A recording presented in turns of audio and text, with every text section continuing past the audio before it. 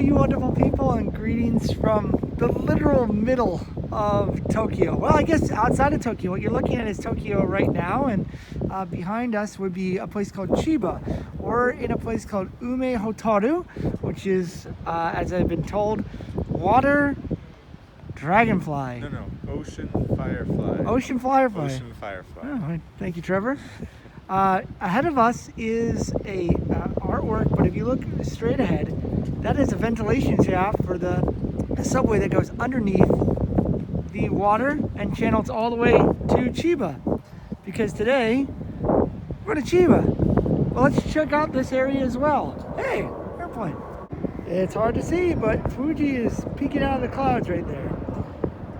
And if it was Peking, it would be a completely different city. Now, I'm always on the hunt for Godzilla-related things, and let me tell you, this is the actual biggest related Godzilla thing I can find, and it's really hard to get to because you have to go in the middle of the ocean.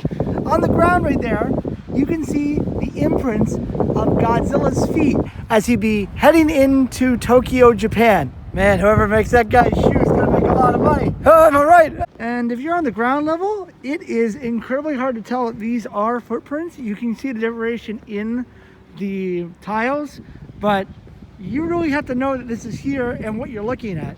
But remember, this isn't a normal Godzilla. This is Shin Godzilla.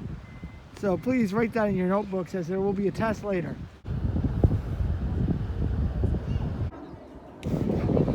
And from this point, I guess you could say this is where Godzilla would start if he wanted to destroy the city of Tokyo. Oh no! Wow, look at this. This is a theater, a 3D projected theater. Wow, look at this. And we can watch it in English too. Oh, sorry. I want this one.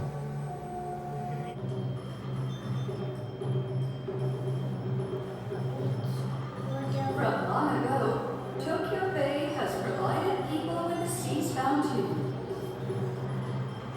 Beloved presents to people over several hundred years. To build a road or artificial land above Tokyo Bay were announced one after another, such as the Kanao concept, Neo-Tokyo Plan, and Tange concept.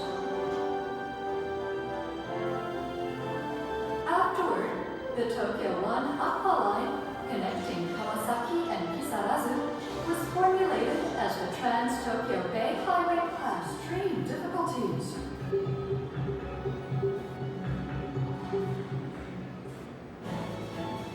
Oh, I didn't know we were going in the Matrix today. Or no, this is Tron. Damn it! Concrete pieces called segments are assembled to form a cylindrical shape. This segment is 1.5 meters wide, 0.65 meters thick, and weighs about 10 tons. Amazingly, 132,000 segments are laid throughout the entire Aqua Tunnel. Lending the engineering technologies and know-how to the Asian regions and then to the world. Aqua Line's construction formed the Loop Expressway of metropolitan Tokyo. Also, the endeavor was carried out with the utmost. It's the first time I've seen an orange vending machine in Japan. I saw one in Singapore. Look at that, there's a little picnic place.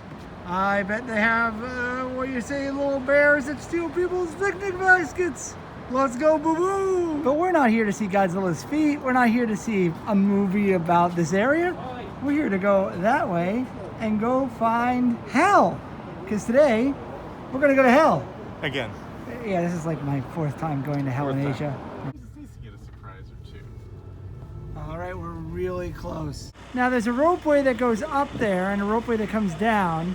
The ropeway closes at 4, but because we want to experience the full hell experience, we're gonna walk up. In case you're wondering, hell resides, at least this part in Japan, in a sleepy little seaside city. So Trevor and I have done many trips together. We once went up at Takasaki Castle in Nara, which is over in Kansai, and as we were walking up, there was the old women, and they were having a picnic, and they said, "Oh, here, have some chocolate cake." I remember that. And we ended up with like half a chocolate cake. but I don't foresee any chocolate cake coming to us this time. I was really planning on free chocolate cake on this trip, Trevor. This is all planned. I'll keep an eye out. Man, this really must be hell. An introduction to today's destination. This is Nokogiriyama, which the Nokogiri means saw or sawtooth or musical saw, which I think is pretty fun. I believe they call this the Sawtooth Mountains. As you can see in the mountains, they have actually carved out construction things, but inside of those mountains, you'll find redemptions to hell.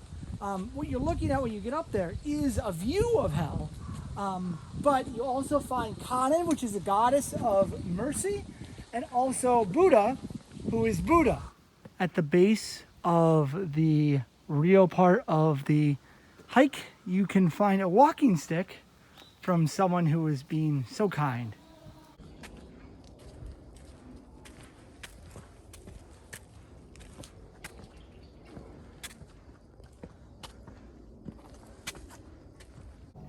It's not hard to tell, but this really was a quarry at one point in time.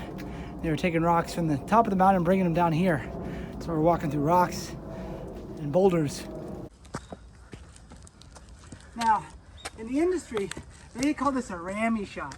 Normally they put a crane or like a stick on the back of a camera and then just put you in a point of view of like a monster or something. And that is called a rammy shot, everyone. Now, I'm complaining about taking this hike up here, but look, these people used to have big things and carry long, like rickshaws, all the way down. Down these steps. Down these very steps.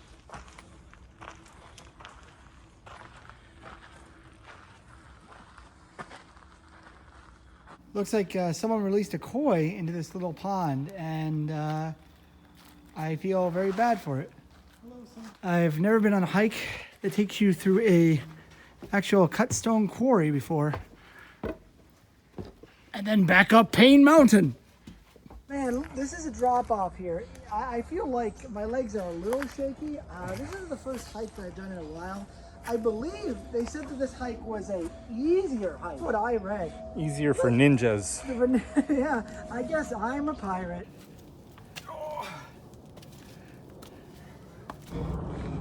Okay, so in case anyone's wondering, I did get a mountaintop Pikmin. So this has all been worth it.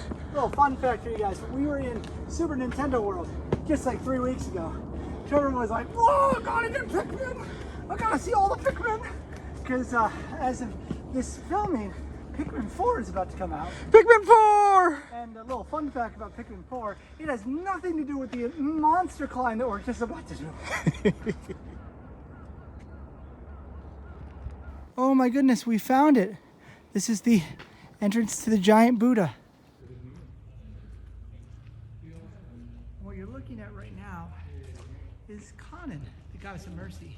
This was built in the 1960s as a symbol of mercy or hope for the people who died in the war. This is probably one of the most famous Buddhist gods in Japan, other than Buddha. And up there is the Hell Lookout, where you can look out to hell. Oh, that's a straight fall there, huh?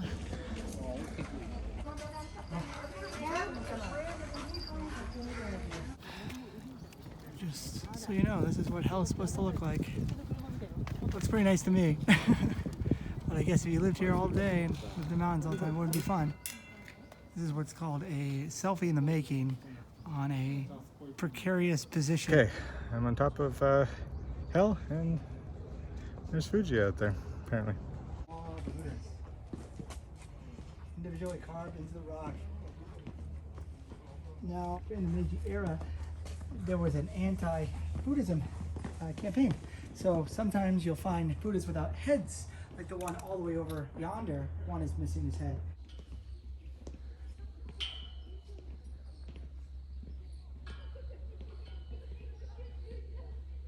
And the opposite of hell would be, well, I guess in Japan, Buddha. And this is the biggest Buddha in the country. I've been to the one in Nara, and that one is the largest Buddha in bronze. And people used to stick their bodies all into the nose so they have a better next life. This one I don't think they do. This is the protector of children.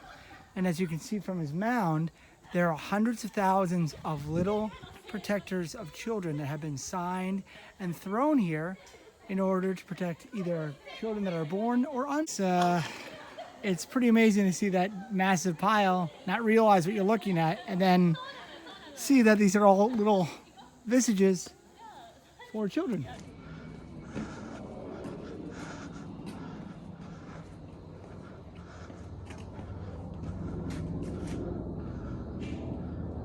My thighs are cramping. At the cost of sounding culturally insensitive, is that a brown noser?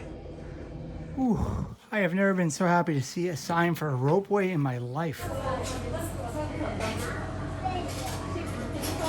Like a little piece of wood or something.